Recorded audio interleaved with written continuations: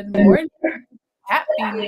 Welcome back to Faith Family Focus. I am your co-host, Faith Suggs, former Duke women's basketball graduate and current marketing manager for SIG Sports, as well as CEO and founder of Brand by Faith, the social media branding company dedicated to telling the stories of our clients. And this wonderful man next to me is my father, Schaefer Suggs, former NFL player with the New York Jets and the Cincinnati Bengals, and has also served on the SVP and on the executive board for the RPFPC, but also known as the NFLPA Chicago chapter. Good morning, Dad. How are you?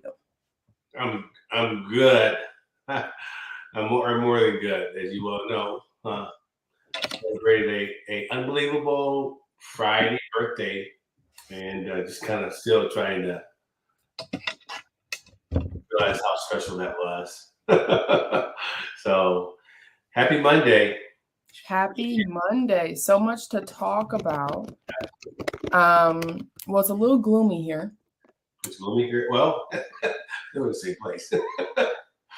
It is gloomy. It's not I'm not loving it, but hey, it's another Monday, another opportunity, another good week.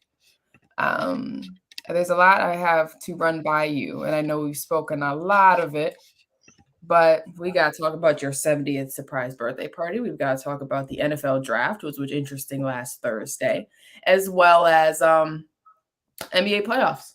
Well, and WNBA started training camp yesterday. So a lot of fun stuff. Baseball's rolling. Best time of year, besides the fact that, I know you miss your football games on Saturday and Fridays, but this is a fun time of year. New starts for everybody. But in particular, the NFL draft, which was interesting. So I have lots of questions for you on that, of course. But no, why don't you go ahead and tell everybody about your weekend? And obviously you hinted at it a little bit, but I have photos to match your stories. So completely a surprise, between you and Devin and Stephanie and everybody, knowing that I didn't want to have a big deal for my 70th birthday. It was probably one of the highlights of my life, being able to celebrate and be surprised on Friday, completely, almost shocking surprise birthday party. And to see so many of my friends. And I told you, it was so surreal when I got off the elevator,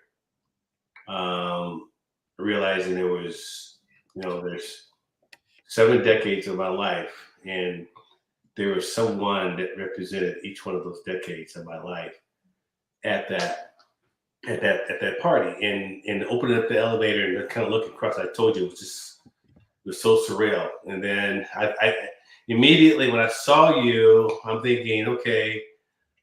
It was unbelievable. Then, as I was approaching you, I'm thinking, oh God, I wish Devin was here. And within seconds, he kind of come out. I was telling you, like the Field of Dreams, where they come out of the back of he comes out, and there he was. And I tell you, I lost it. What a surprise! Just wonderful. I cannot even begin to articulate and really put into words how unbelievable a evening it was, and just so thankful for all of those that made it responsible, especially you and Stephanie and Devin and Shane and Jill. All of you made that day possible, and now realizing everything that went into it. You had a saxophone player, you had all my music. We had the lady from the 360 doing the videos, the DJ. It was just huge. It was. I'm looking at that birthday cake, and there's actually Devin put, I guess the Jets against the Bengals. It looks like, and actually, I think Stephanie put a number 23 in there somewhere. I said, I mean, it was just. I can't. I mean, obviously, there's been a lot of posts between Instagram and Facebook, and people have been able to respond and comment, but to live it and see it and experience it, I can't even begin to show how elated I was. So it was great. It was great. Completely surprised. Normally, knowing me, that I'm a sniffer. I like to kind of know what's going on beforehand, and I can tell you what, I was absolutely shocked. It was great. It was great. And there's people, obviously, you were only able to contact people that you had access to. I was thinking to myself, they said people come into your life for a season, a reason, or a lifetime. And what I experienced that evening was these people that have been in my life for a lifetime. And just knowing that there's others out there who couldn't make it for whatever reason, had some impact, some part of their lives for them to think enough of me to be there or want to be there, was definitely something that I am very blessed and grateful for. And just want to thank you. I love you. You, when I got off the elevator, you were like, I focused in on you, and everything else kind of went foggy around it. And it was just so neat. And that's when I realized you got me when I saw you. I said, okay, you guys got me. It was neat. Yep. We know how to throw an actual surprise party, and I would like to say that I'm the only one in the family that has now executed a perfectly good surprise. Not you, not Shane, not Devin. Yes, you did. Yes, me. It was funny because hearing some of the, I think you had a website, and hearing and listening to some of the instructions and reading some of the instructions that you gave people, you're adamant about being there on time. If you can't be there on time, don't be there until it's time. Till after. After. We've done this. That's not our first rodeo. We've done surprise parties. But yeah, no, awesome stuff. And on some of these photos, here's a photo of you and Devin popping a balloon with your chest. So it just shows you that age has no impact on a male's brain development. You have Devin placed these caricatures in the perfect places, actually. Yes. He did that right in the middle of the party. Of course, we have this photo that I think could be hung in the Louvre. It's just hilarious. Everyone just looks like they're just having a great time. And then there's a wonderful sign for panoramic view. So tell me about that sign. I mean, I think Lene's mom did the sign. Tell me a little bit about that, because those were just, this detail and the nostalgia behind everything was just. Yes, so this is from Imani Tiara Designs, which is one of my teammates' moms. They created this poster. I sent them the photos and they just ran with it. And then, of course, I don't have the chips on me, but I could try to track them down. Wait, you have them? Yeah, I was going to say, you have all of the chips. Yeah. Ooh. There you go. I love it. And even more was the back of it, the back with the ingredients. That's really neat. Mm-hmm. Yep. Very amazing job. Amazing job. Yep. They got that to us just like Tuesday. It was perfect timing. But yeah, so wonderful, wonderful party. But yeah, the from the cake to the sign to the saxophone to the DJ to the 250 balloons that we thought would fill the ceilings that did not. The photo cam it was just all wonderful. So great weekend for you, of course. I'm just glad that it was executed correctly. And there were no missteps at all, literally. It was a perfect execution.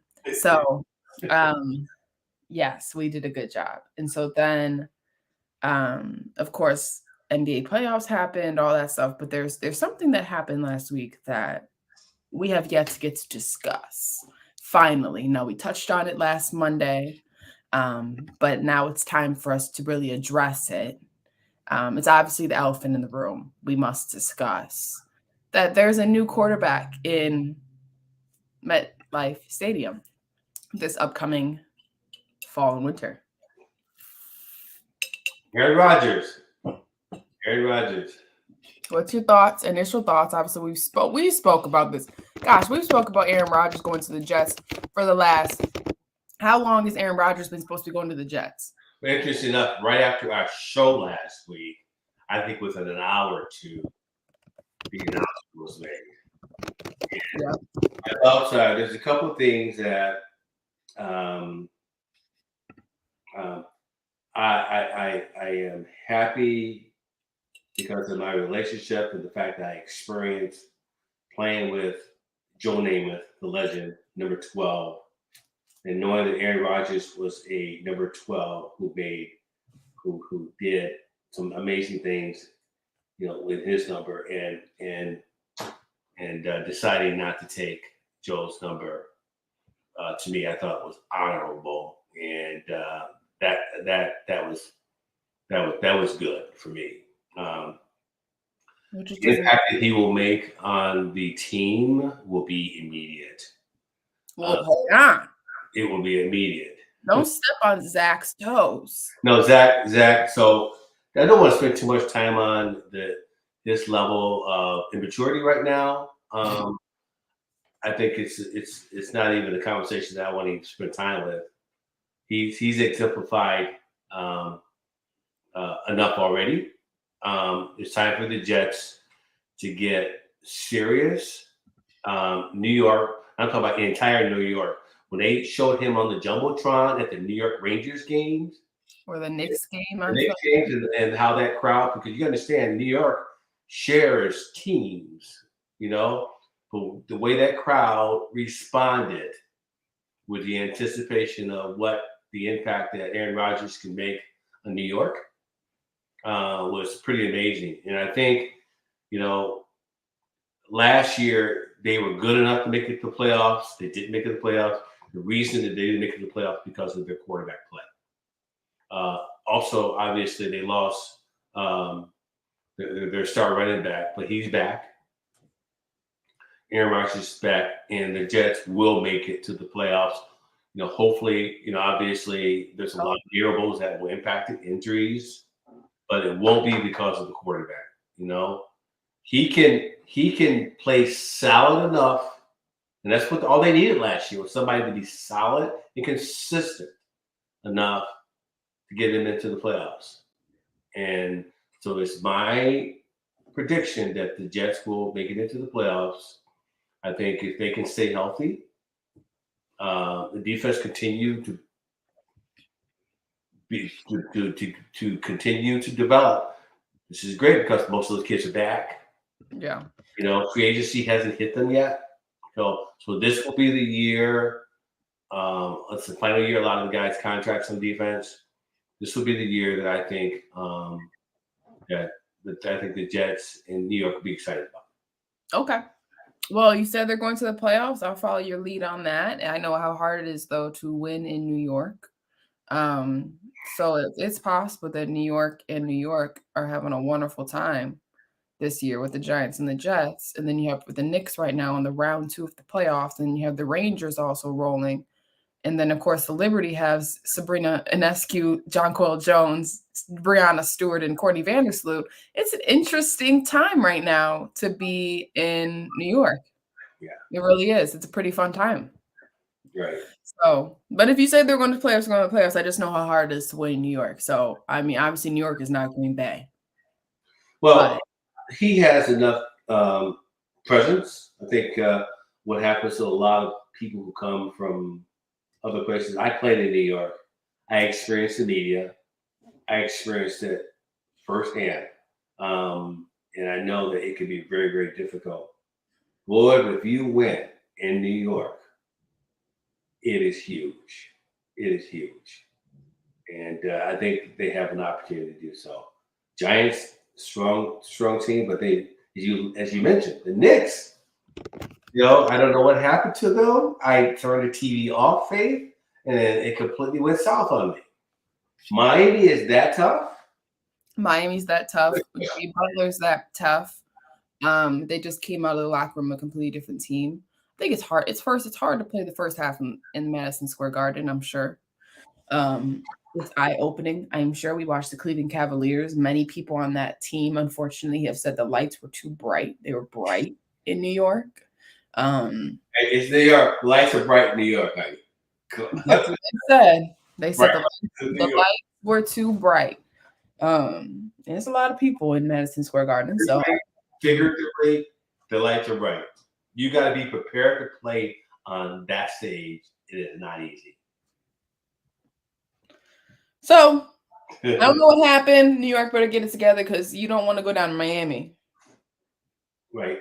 So, but no, I think this is a really good series. The NBA playoffs are really good this year. We already had that conversation before the playoff. We were halfway through the season. We're at All-Star break. We said this is going to be a really good playoffs.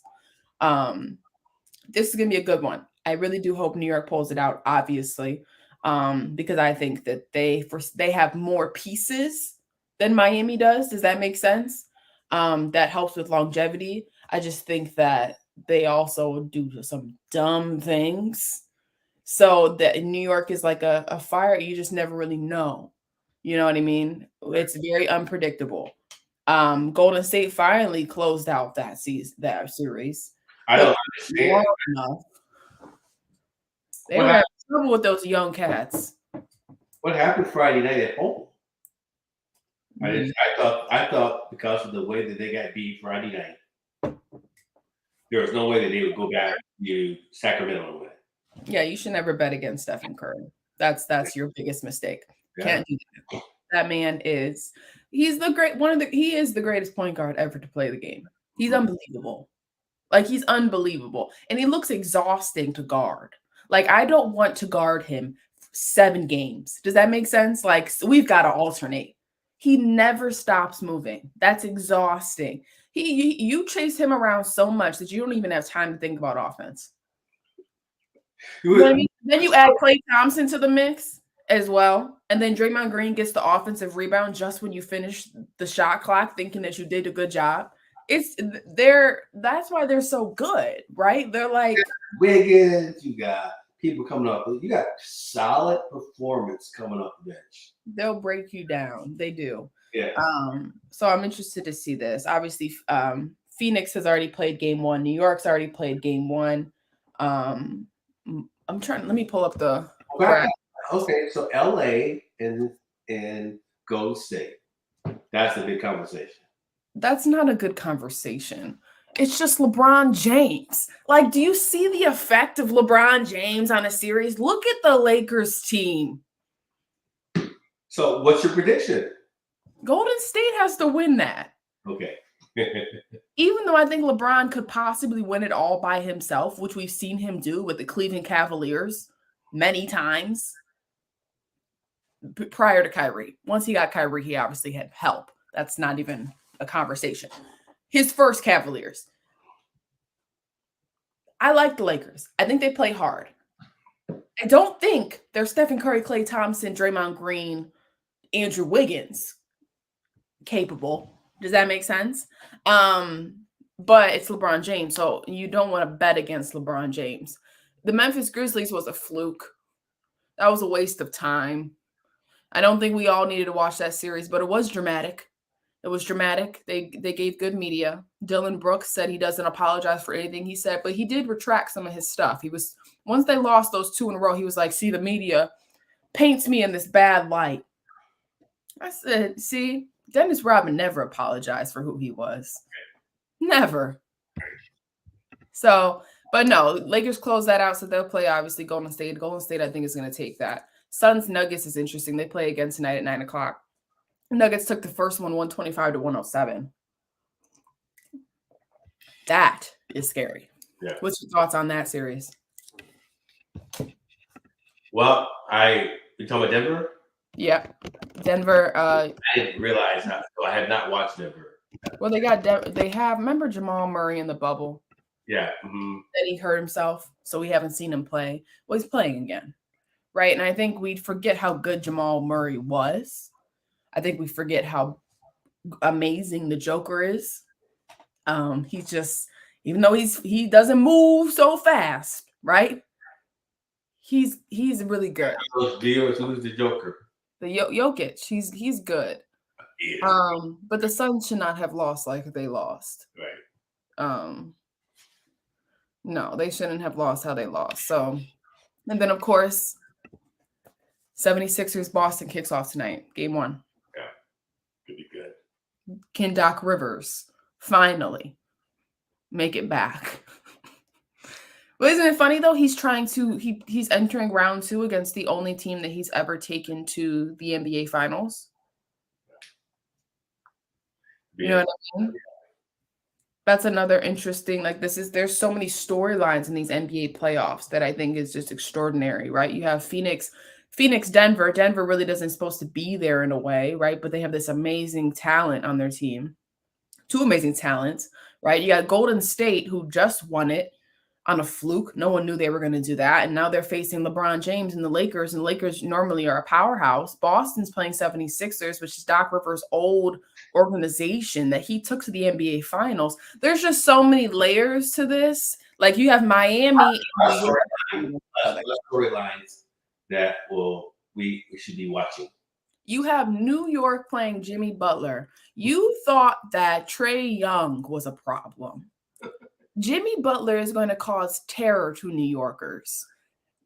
New Yorkers still chant that they hate Trae Young after games, and they didn't even play Trae Young. Jimmy Butler is going to annihilate the New York fan base. It's going to be a clown show. It's going to be so good. So I just think overall, like, okay, and I told you, the talent's not amazing in the league, but the entertainment is on an all-time different level. And I think that has to do with the fact that, like, because we get to know the players on a more personable level now with social media, with higher levels of visibility on media platforms. Like, we know the players, right? We know the storylines. We all have a favorite player. We have a second favorite player. We have an enemy. We have a villain. We have coach play. Like, everybody, like, think about how well you know everybody now as you head into the NBA playoffs. So it's an interesting dynamic, obviously, because the Lakers show you that the talent is an issue in the league. But then you see people like Golden State, they have old talent, the old generation. Then we saw Memphis, then we saw the Nuggets, so we see youth. It's a really neat playoffs this year. I'm excited for it. That's really neat. But you didn't say who you have, Boston or Philly. I'm gonna go with Boston. Who's better? I think Philly has the talent, but I think Boston, because they've been there already. I mean, they're really hungry. They're gonna be hard to. I think it's going to go 7 games. Yeah, it should. Right? It should. Yeah. It definitely should. The deciding factor for me in Boston needs this to happen in order for them to beat the Philadelphia 76ers. Jaylen Brown has to score 20 plus points every game. Mm-hmm. He has to. Is he okay? I think he got hurt, didn't he? Is he all right? I mean, I remember the thumb. There was a glass. Right. He broke his hand from picking up glass, something like that. He has to score 20 plus games to move forward.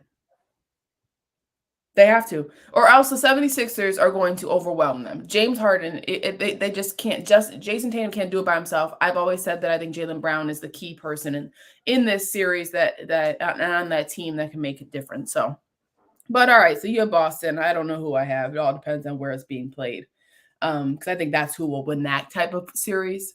But I did want to also shift eventually, though. Beyond just how great these NBA playoffs are, as the NFL draft happened on Thursday, first round kicked off. It was actually very interesting. Obviously, the NFL has a big week in general. Jalen Hurts officially signed an extension, the largest contract to ever be set up for an NFL player, and it was for a Black quarterback with a Black woman agent. That was a legendary week. And then we shifted into the fact that they in the first round, they said the first 2 quarterbacks that went were Black quarterbacks that were represented by Black agents. So let's talk about that, Faith. Mhm. So historically, we talk about how our show has progressed, and we've been at this for going on 3 years, I think. Yeah. And the narrative that early on in the show, 2019, 2020, Yeah. and how there has been a progression in the level of consciousness of not only Black and people of color in the room, in the boardroom, okay, as offensive coordinators, at positions where, you know, in a league that's predominantly Black, right?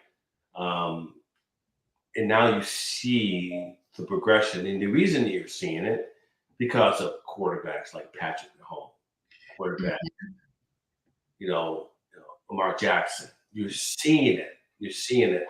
There's a piece yesterday. I don't know if you saw it on YouTube. They're talking about Warren Moon and how long it took Warren Moon to get into the NFL. Yeah. And you get a chance to see that because his high school coach did not even send films out to certain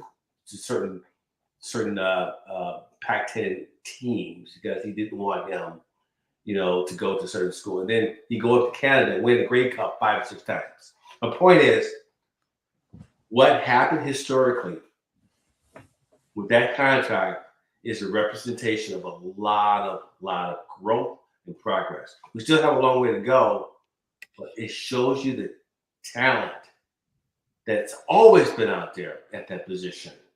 Now we're embracing it because they're realizing that you need the best person at that position playing that position. Yeah. No matter what they are, you know? The only time ever in history that 3 Black quarterbacks were selected was the 1999 draft with McNabb, Culpepper, and Smith. And that was Minnesota, Cincinnati, and Philadelphia. This year, they're saying, and if you think about the 3 teams, you've got Carolina. Have they had a Black quarterback before? Yes. Texans. Yes, they have. Indianapolis Colts. They also are familiar with groundbreaking movement. They had Bridgewater, right? Tony Bridgewater. They had Bridgewater, but they had one of the first Black coaches to win a Super Bowl. Yeah. So it's a forward as they get. Obviously, the Texans are still up for conversation, but as forward thinking organizations, it's not at all surprising that those 3 were selected because those 3 teams were also on the table. And I think that says a lot as well. Not only were they deserving to go where they did in the first round, but also they went to teams that were already had broken barriers in a way to make that selection. So it is a good match. And I think that's one of the biggest pieces as well. Not only is it deserving, not only is it historical, but also it's a perfect fit for all 3. And I like that the most because now we see it's not just groundbreaking movement, it's also longevity in careers. And I think that that's a big thing as well. You know what I mean? Is how they were drafted to be franchise guys, right? And that's definitely probably the effect of this past Super Bowl for sure, right? And so that's something that has been, it's in, like I said, they said all 3 were represented by Black agents. Yeah, that's another thing in terms of representation for these guys, right? And so you just see a new level of diversity stepping into a predominantly non-diverse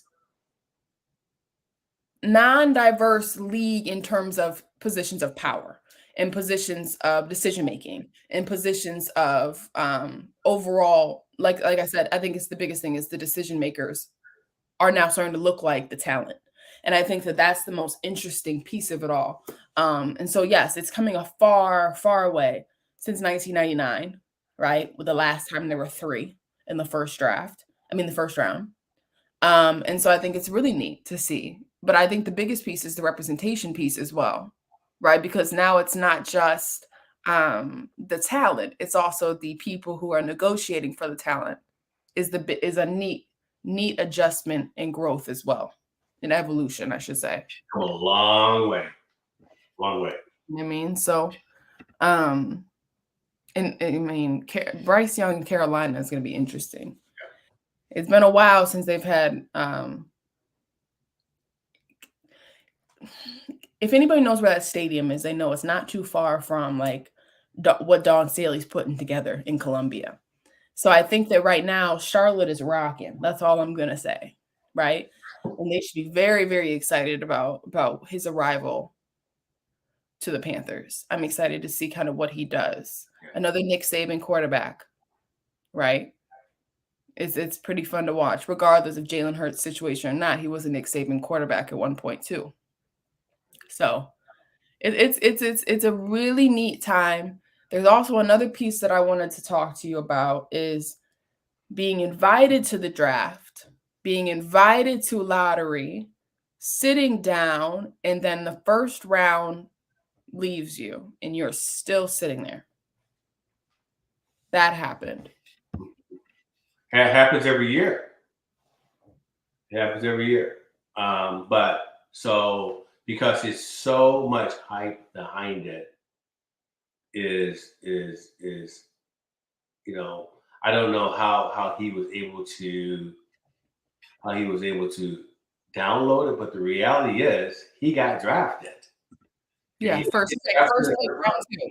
Right. So when did Brady get drafted? What, 7th, 8th round? I mean, the reality is you still have to show up. You should have an opportunity to make an impact on the National Football League. Yeah. This is so much. I obviously come this time. You know my story. You know that I wasn't even there at the draft. I was in my room. I almost missed my call because my phone was unplugged. I had no visibility to the draft, no visibility to anything. So how much, there's a level of pressure now because it was a 92% chance that he was going to go into the first round. And it happens every year, right? Somebody is left behind and then they get picked up the first pick of the second round. So what happens is the movie Draft Day is a very good depiction of what actually happens. Because now they're really drilling in detail, analyzing. There's so much variables that go into why you're not going to take that pick right now. Okay. Yeah. Versus maybe, that there's so much happening during that whole process, right? Right. And a lot of it comes down to need. Okay. A lot of it comes down to timing. A lot of it comes down to, we got this pick. So is he going to fit with this pick? Is he going to fit with our scheme? Right? The fact that maybe there's so much that goes into it. And I hope he understands that he is blessed that he got picked. Because less than 1% of guys who play college football get a chance to get an opportunity to play, get an opportunity to show up at a training camp, get an opportunity to work out to become a professional, let alone get drafted, right? So I hope he understands the magnitude of it. But again, today it's different. There's so much hype behind it. The anticipation of it. Being in the green room, being in that room with your people, dressed up, all dressed up, family. Yeah, family. So that's almost better just to be at home. That's the thing. Being at home, and okay, what didn't happen today? We'll see you guys tomorrow. Well, he did go home and did round 2 from home. Yeah, he did. Yeah. And I understand that. You can't run the chance of not being able to, Well, you only bought one outfit. Yeah.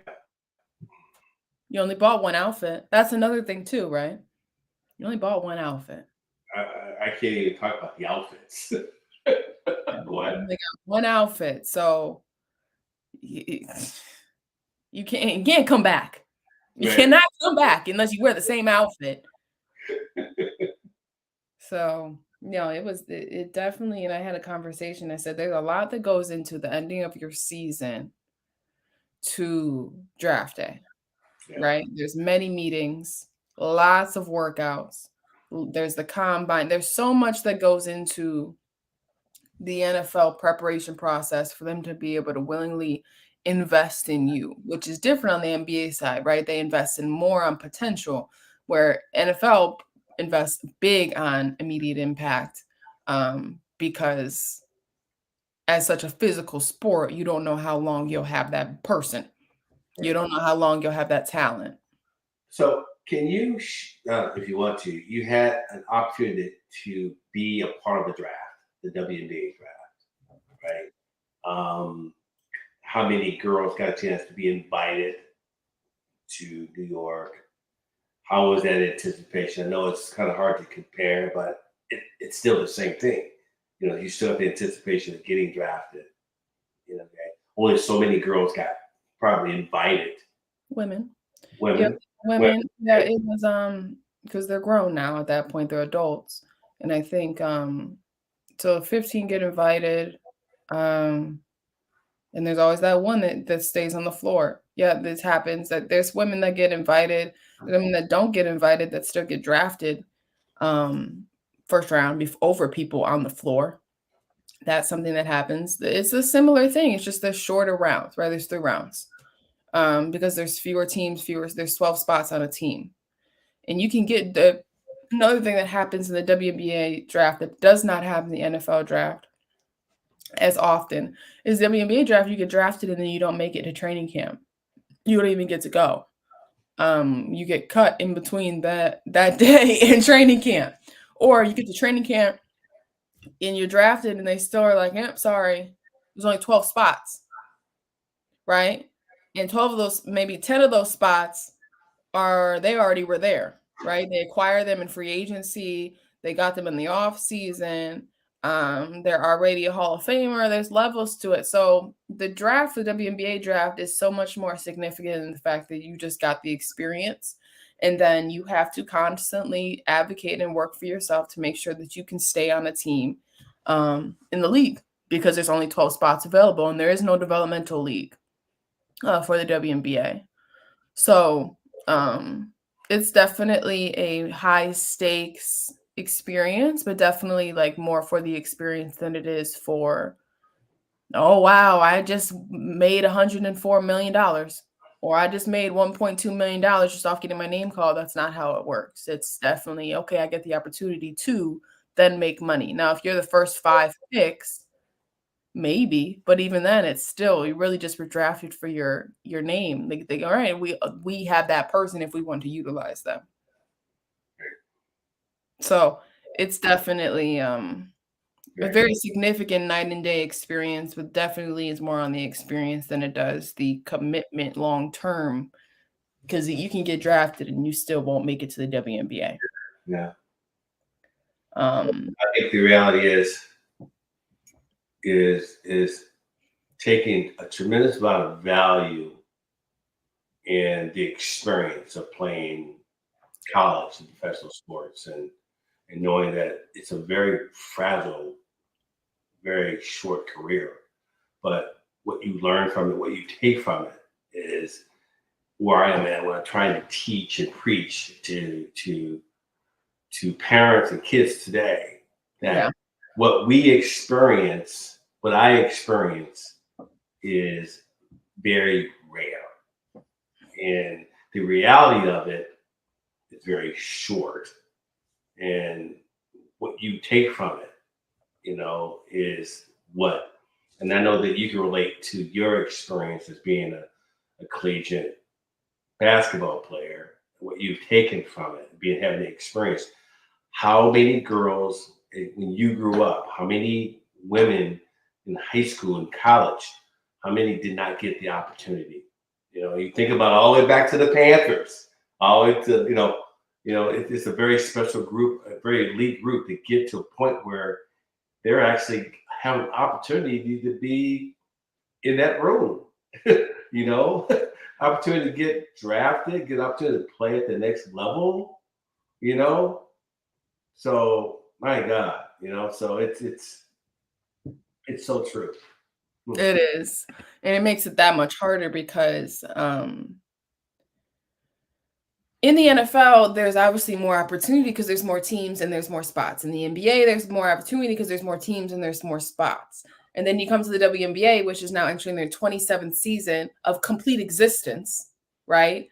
And it still only has 12 spots and so many teams, right? And then you also have the idea of, at the end of the day, women are more likely to play as long as LeBron does than men do because of just like their ability, right? And their ability to kind of the relationship once you're in the league. I mean, Diana Taurasi's been in the league way too long. It's time for her to hang it up, but because she is who she is, right? And she's marketable and she brings people in, she's allowed to stay as long as she wants. So that's a spot out of the 12 spots that you won't get as a rookie. You could be home, right? Then you go overseas and then you try again next year.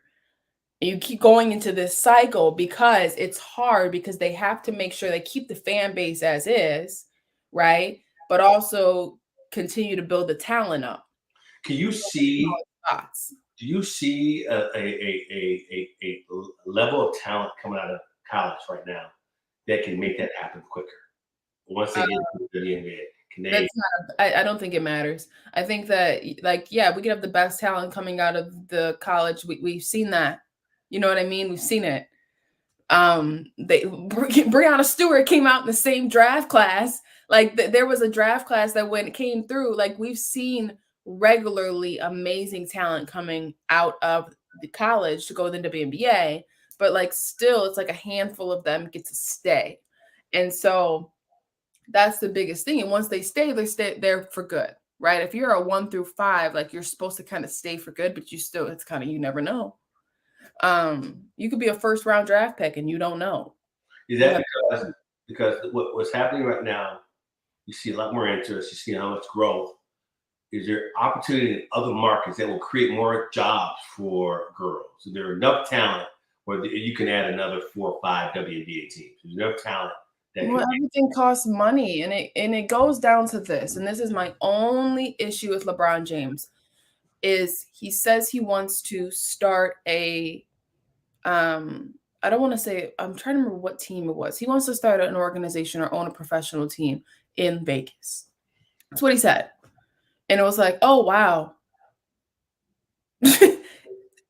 You have the power to start one in Portland.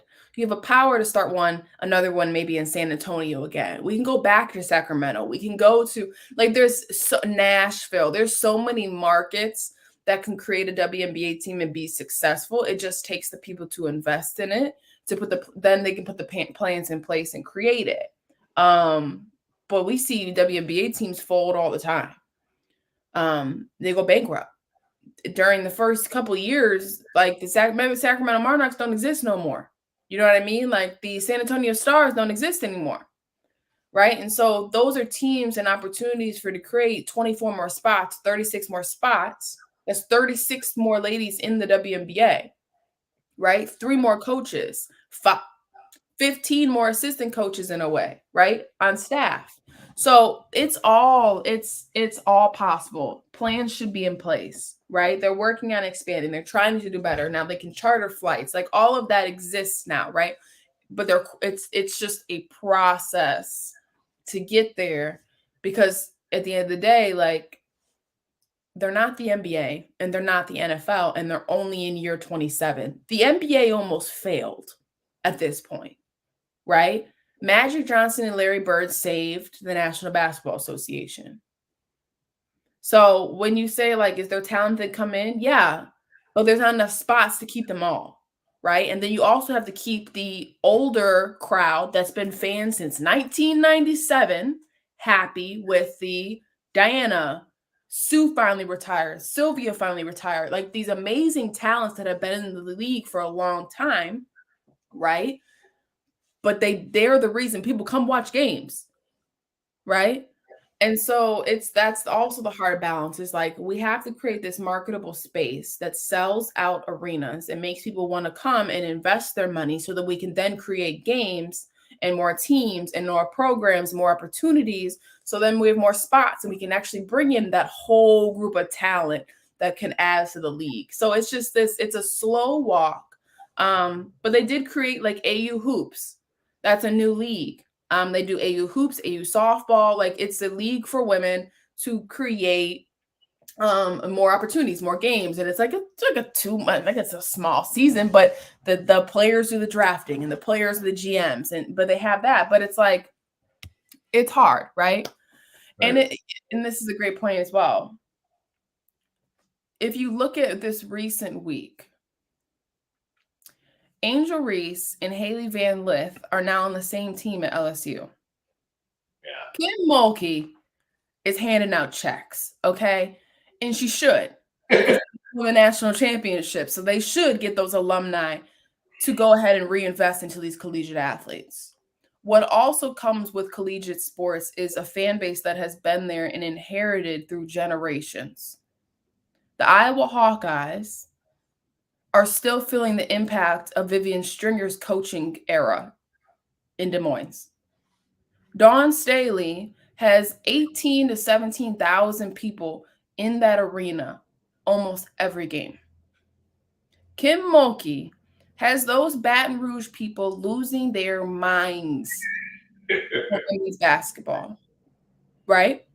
Because you have people that are LSU fans, they're Iowa Hawkeye fans, they're South Carolina Gamecock fans, and they've been fans, and they're from there, and they'll always be from there, and then they'll pass it on to their kids, and their kids will be there. So you have a wider audience for collegiate sports in general, right? And that's why women's basketball does so well at the collegiate level, because you have a bigger fan base. WNBA isn't something you pass on and inherit.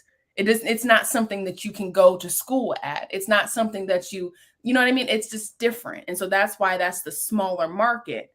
And that's why it's always like kind of like beating against the grain, trying to get people to come along, where collegiate sports is just something you inherit, right? You're a Ball State fan, so your kids will be Ball State fans, right? Or you're a Yale Bulldog fan, your kids will be Yale Bulldog fans. So then maybe they'll go there, but then maybe they'll go to Dartmouth and they'll become the Dartmouth boys basketball fans. Or it's just so many levels. And then also you have the alumni fan base effect, right?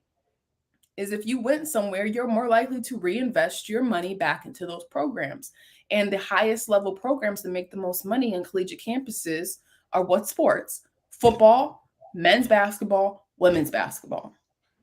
Do you think for her to leave Louisville, which is a Power 5 program, did national championship team? So if NIL wasn't part of basketball, you think she would have ever left? Yeah, because the portal exists, right? And they were terrible last year. Okay. Louisville exceeded the expectations for a lot of people because they started off rough, right? But also the portal doesn't mean you need a reason anymore to leave. So that's another thing, right? NIL is just a bonus. Yeah. So it's like, I want to leave, right? I want to win a national championship. I don't think I'm going to win a national championship at Louisville. Well, Coach Mulkey called me. Well, they put her name in the probably get a guaranteed $1.2 million out of it. That's not a hard decision at all, right? I'm in Baton Rouge. I'm on the first plane out there. She put her name in the portal, and she put in the portal next to her name is not taking calls. I know. That's what I was going to ask you. It was a done deal. Not a hard decision at all. Did you see how those women were treated? You mean I can experience that for 2.5 years? And then also get money? I can get millions of dollars on top of that? I can save all the money I need. They don't even need to pay me my first 3 seasons of WNBA. Because Haley Van Lith is the type of athlete and the type of talent, because of her size, that could possibly get drafted. And she could get drafted to the wrong team because they drafted her because they didn't want someone else to draft her, right? Because that's a thing. She ends up on that team. She doesn't get to play Sabrina because Sabrina's maybe 6'1" and Haley's 5'10", right? And so Haley is out of there. So it's just hard. You know what I mean? And like college has to be important in order for WNBA to be important. That's the point. Mm-hmm. really is. So because then people are like, oh my gosh, I want to see them play again.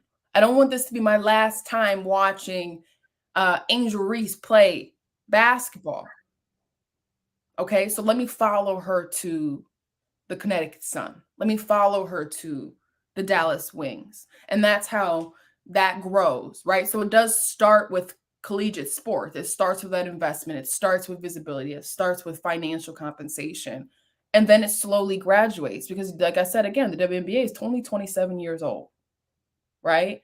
So they have to slowly build together. And that's why it doesn't, like we say, like, oh, it's a problem that kids want to stay in college and they don't want to go to MBA. It's not really a problem. It makes a lot of sense. And it's logistical. It makes a lot of sense to me.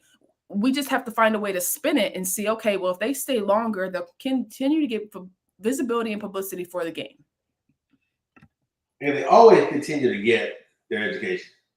Well, Skylar Diggins also isn't as important as because she's no longer single. She's a mom.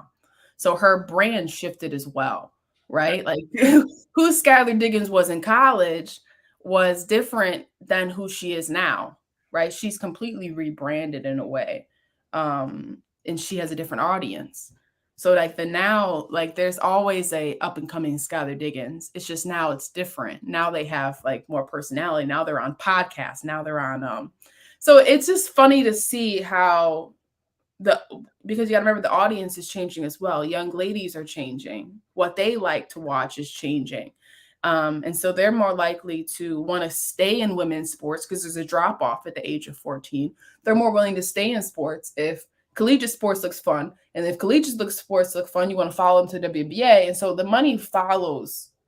So like you said, Dad, it's gonna maybe 5 talented ladies came into WNBA. If next year is 6 and the next year is 7, then that might have to be the evolution of the game in order for the league to grow. Because what makes the NBA so popular isn't just the talent, it's the fan bases. It's the marketing, it's the media, it's the things that come with attaching themselves to one player, right? Your favorite player is Joel Embiid. So you're tuned in tonight. You're tuned in every game, right? That's viewership. Viewership adds up to dollars. And so the NBA can then put more games on TV. They can then do more. They can add more spots. They can add more teams. So it all rolls into each other. But the collegiate level has to be successful in order for the WNBA to be successful. You know what? I'm seeing it. What you were speaking, I'm seeing. You remember there was Stanford, Connecticut, Notre Dame. You know, there's the top 4. Now you're seeing teams like Iowa, Indiana. You're seeing some collegiate programs really grow. South Carolina. Oh no! Oh, South Carolina. I'm sorry. LSU.